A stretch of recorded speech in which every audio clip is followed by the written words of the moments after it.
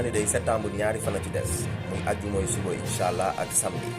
te déggoon naa fi am ñu taxaw ñu ne gars yi dañuy xaar mois de septembre